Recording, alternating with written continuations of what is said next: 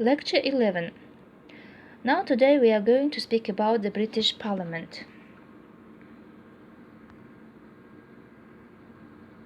The British Parliament works in a large building called the Palace of Westminster. The Houses of Parliament, formerly known as the Palace of Westminster. This is where the upper and the lower houses of the British government, that is the House of Lords and the House of Commons, meets to decide national policies and to create new laws. The current buildings date from the period 1840 up to 60, created after a fire in 1834 destroyed the previous parliament. The United Kingdom is a parliamentary monarchy. In the United Kingdom there is no president. The Queen is the head of the state. The British Parliament consists of two houses, the House of Lords and the House of Commons. Parliament is the supreme legislative authority in Britain and consists of three separate elements: the Queen, the House of Lords, and the elected House of Commons. These elements are outwardly separate, constituted on different principles, and they meet together only on occasions of symbolic significance, such as a coronation or the state opening of Parliament, when the Commons are summoned by the Queen to the House of Lords. The Parliament Act 1911 fixed the life of a Parliament, the House of Commons, at 5 years, although it may be dissolved and a general election held before the end of this term. The life of a Parliament could be even prolonged beyond the normal period of 5 years without consulting the electorate of both houses agreed. That is, the life of the Parliament was prolonged during the two world wars. The life of Parliament is divided into sessions. Each session usually lasts for 1 year. It begins and ends most often in October or November. The average number of sitting days for the House of Commons in a normal session is about 175, and divided into the following periods: one from November till Christmas, that is about 40 sitting days, and one from January to Easter, that is about 50 sitting days, and one from about the beginning of June until about the July or early August, that is 40 to 50 sitting days.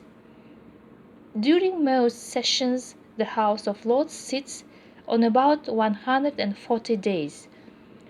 The periods when Parliament is not sitting are popularly known as recesses, although the correct term is adjournments. Since the beginning of Parliament, the balance of power between the two houses has undergone a complete change. In modern practice, the center of parliamentary power is in the House of Commons, but until the 20th century, the Lords' power of veto over measures proposed by the Commons was theoretically unlimited. The members of the House of Lords are not elected by the population. Most people in the House of Lords are life peers. Nowadays, the House of Lords can suggest changes in laws, but is restricted to laws that have nothing to do with the finances of the country. For example, it cannot suggest any changes to the budget, the annual statement of the government's financial plans. The House of Lords cannot reject laws that the House of Commons wants to pass, though it can amend them. Even then, the Commons can reject these amendments. Each house has its leader.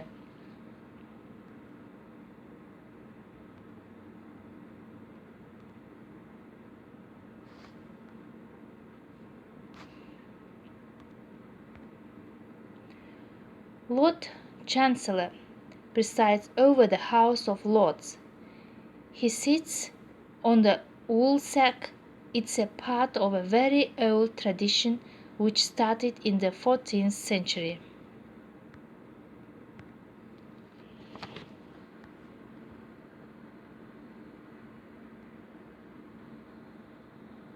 Now look at the photos.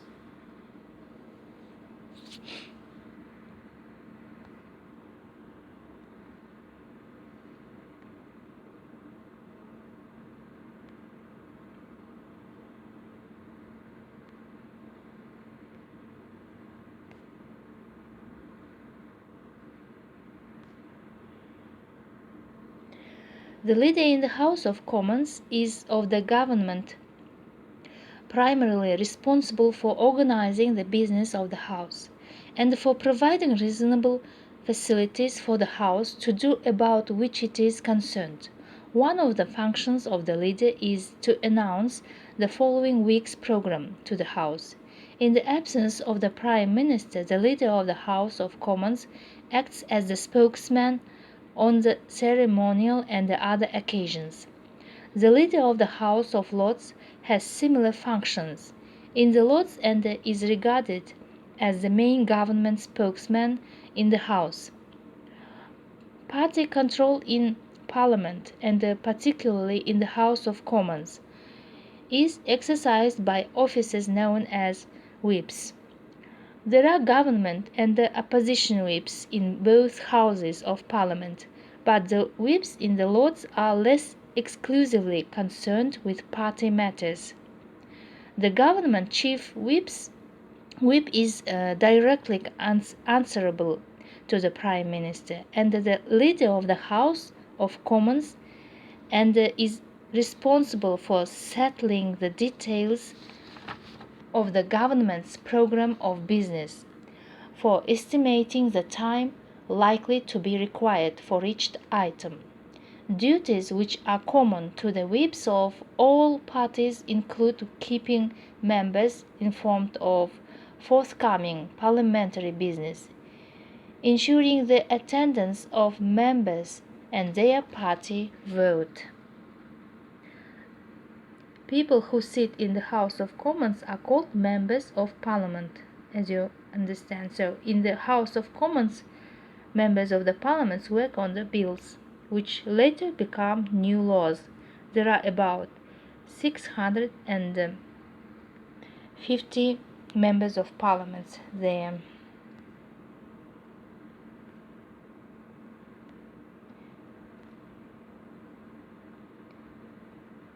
Each house has its speaker, the Lord Chancellor in the House of Lords.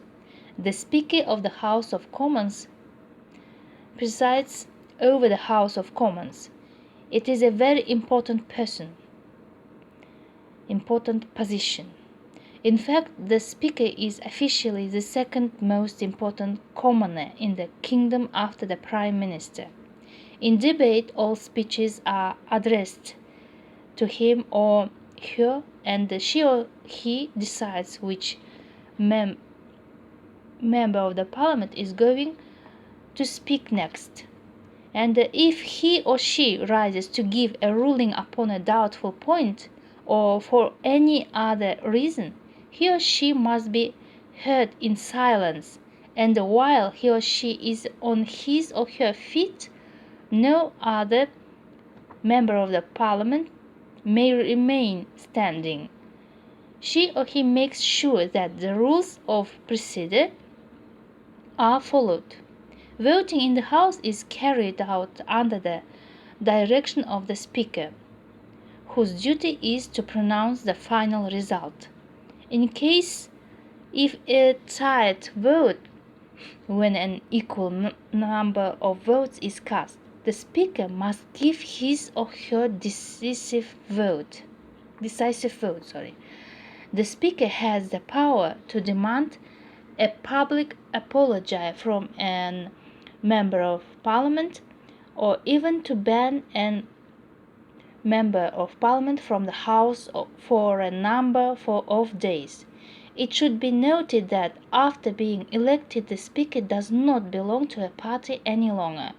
In the House of Lords, the Lord Chancellor has no authority to control debate.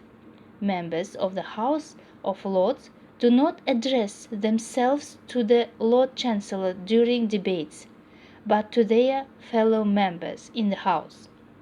If during a debate two peers rise to their feet at the same time, the House itself determines who shall speak. The Lord Chancellor has no power to decide which peer shall take the floor.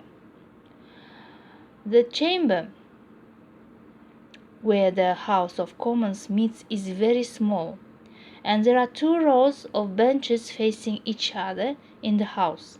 One row is the government benches, where the member of parliaments of the governing party sit, and the other row is the opposition benches.